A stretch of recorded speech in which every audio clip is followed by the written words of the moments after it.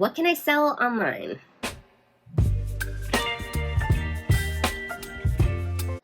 Hey friends, and welcome back. Thanks for checking in. This video is part of my Reseller Basics series. If you are new to reselling or wanting to know a little bit more about how to get started, make sure you tune into that playlist and check out the other videos that really go over the basics of reselling broken down into smaller components. My name is Desiree. I'm a small business owner. I started reselling in 2020 and later evolved into a full-time reseller due to 2020. I thrift items primarily from thrift stores or garage sales, and I turn around and sell those online to make a profit. I sell on marketplaces like Poshmark, Mercari, and eBay. Today we're talking all about how to source inventory to sell online. Now there's a lot of things you can sell online. If you look anywhere on eBay, Poshmark, Mercari, you will see anything from fashion items to household items, electronics, lots of different things, vintage items, antiques, collectibles, baseball cards. So first, find your niche, find what you want to sell and find something that is of interest to you, something that brings you joy, and that's a good place to start with selling items. Now, I'm going to start with the kind of most basic and least risk option, which is basically just selling things from your house. So I would say start in your closet. If you have a child, some of their old clothes or gently used clothing would be a great place to start. Going in your garage, seeing if you have electronics or maybe just kind of like things you're just not using anymore but are in great shape and want to get rid of. Starting with things that no longer fit you or no longer fit your child is going to be a great place to start. Make sure that they are obviously gently worn and good condition, but if it's something that you feel like you would love to get a great deal on if you were buying it from somebody, someone out there is likely going to buy it. Household items that you no longer use. This could be kitchenware, this could be bathroom items, decor. Another very cheap option to source your inventory is basically donations. So tell your family and friends what you are doing. When it comes like spring cleaning time, shoot them a text message. If they're not already aware of what you are doing, let them know that you do sell things online. So if they're putting together a box to take to the thrift store or to donate, to have them reach out to you first, and you can go and sort through those items and then donate the rest of it if it's not something that you feel like selling. I will text friends and let them know, hey, just a reminder, I do sell things online. So if you are wanting to get rid of anything or planning on donating anything to your thrift store, let me know. I'd be happy to come and pick it up. I typically just take all of the things, bring them home, sort through everything, and then go ahead and keep what I want and donate what I do not want. Another very cheap way to get some inventory is checking out your local garage sales, estate sales. A lot of times churches or like club groups are putting on kind of like outdoor yard sale type of things to earn money for, trips and things. So just keep an eye out for that. If you are on social media, there are many Facebook groups that do list their local garage sales. Just be on the lookout for stuff like that. You can definitely get a lot of great things for a great price. Many times people are willing to bargain in those situations. So obviously they're just wanting to get rid of that and likely will be donating it. Another place to look are neighborhood apps, things like Nextdoor or, buy nothing groups.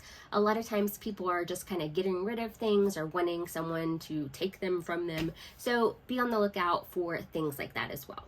The next option for sourcing inventory would be your outlet stores. Goodwill outlet store or the bins is one of those places that I definitely source inventory from. Once I discovered the bins, I was like, oh my gosh, where's this been all my life? This is awesome. So depending on how nitty and gritty you want to get in and get that inventory, the Goodwill bins is a great place to source inventory for a great price. If you are not familiar with the Goodwill outlets or the bins, check out this video. I will link it here, and I have a full rundown of the bins and how you can prepare yourself for your first trip. So that is also part of my Reseller Basics series.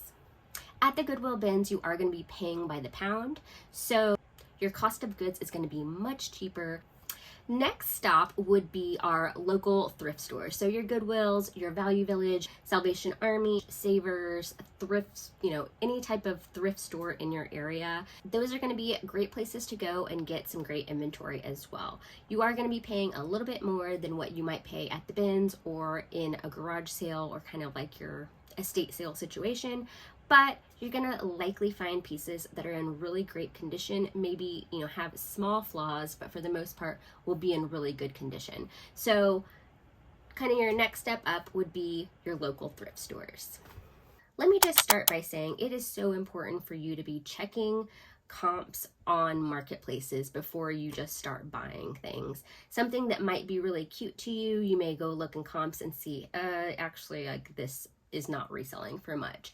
So a great place to start when you are checking comps is going into the sold listings on the marketplace. Many of the marketplaces do have a way for you to filter this as an option.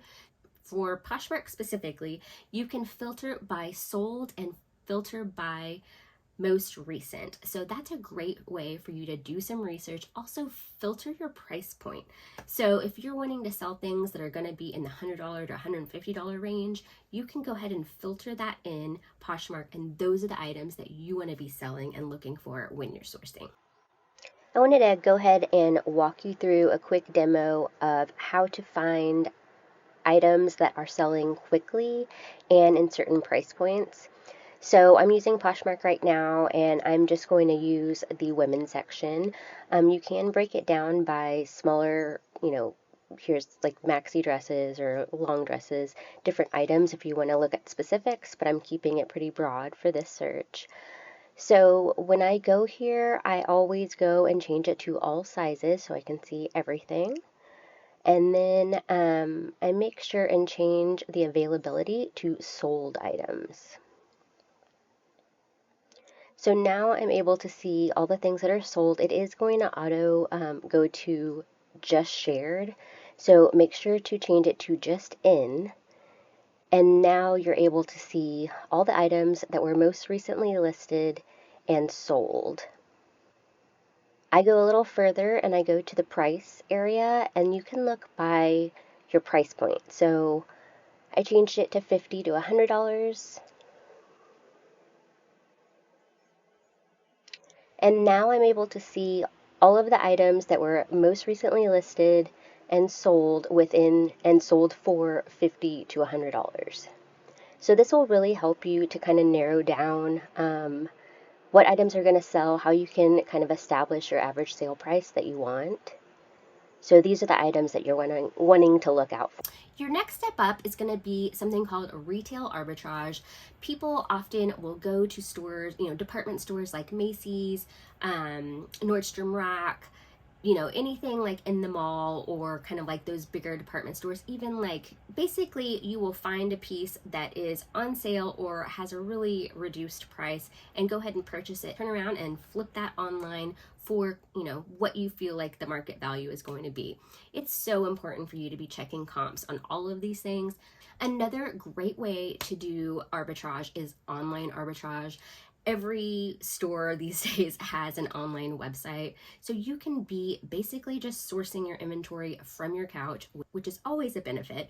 But you can be looking at their sales that they have for holidays, for Christmas time, whenever the big sales are happening. Keep your eye out for those. Nordstrom Rack often has a couple of really large sales during the year, so those are some great times to try out online arbitrage. Another great place to do your sourcing online is shopping on the marketplaces you're selling on. A lot of times Poshmark and Mercari sellers are not resellers. They are just people wanting to clear their closet and get rid of things. And so if you go in and you keep an eye out for certain brands that you know are going to sell well, you can set saved searches now on Poshmark and Mercari, and you can be notified whenever someone posts those things online, and you can swoop in and buy that, or give them a reasonable offer and swoop up those items. Often people that are selling online like very casually are probably not sharing their closet often. They're kind of just listing and letting it sit.